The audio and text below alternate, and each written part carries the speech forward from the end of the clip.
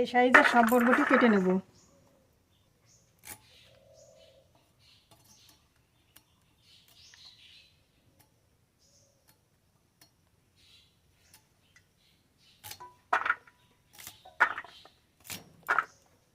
কুমড়ো শাক কেটে খুব ভালো করে ধুয়ে নিয়ে এসেছি, বরবটিও কেটে ধুয়ে নিয়ে এসেছি, আলু কেটে ধুয়ে নিয়েছি। এবার আলু একটু সিদ্ধ করে নেব। কড়াইতে জল,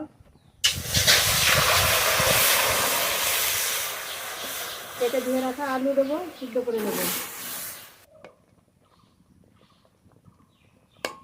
আলু তো প্রায় সিদ্ধ হয়ে গেছে, এবার নামিয়ে নেব।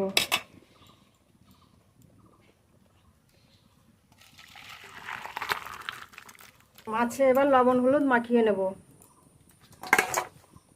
লবণ, হলুদ গুঁড়ো,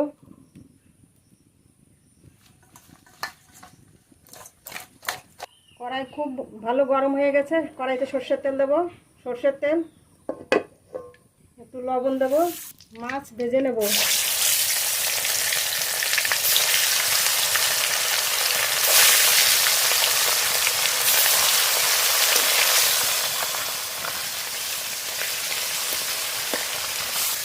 মাছের ডিম হয়েছে, ডিমগুলো পাশে রাখি।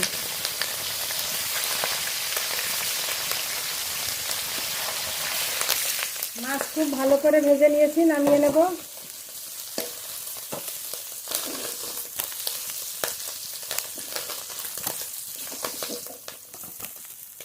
বাকি মাছগুলো ভেজে নেব।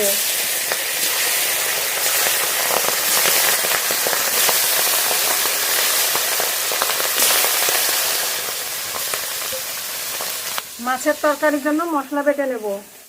জিরে, আদা, শুকনো লঙ্কা,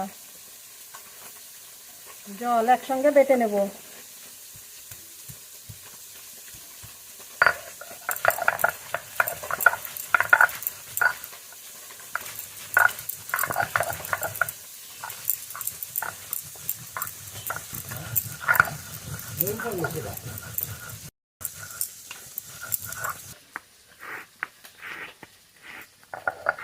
মশলাটা খুব ভালো করে বেটে নিয়েছি, নামিয়ে নেব।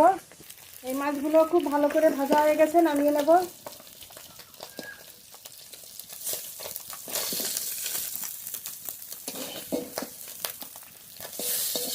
তরকারি রান্না করব, একবারেই ফোড়ন করে বসিয়ে দেব তরকারি। কড়াইতে সর্ষের তেল,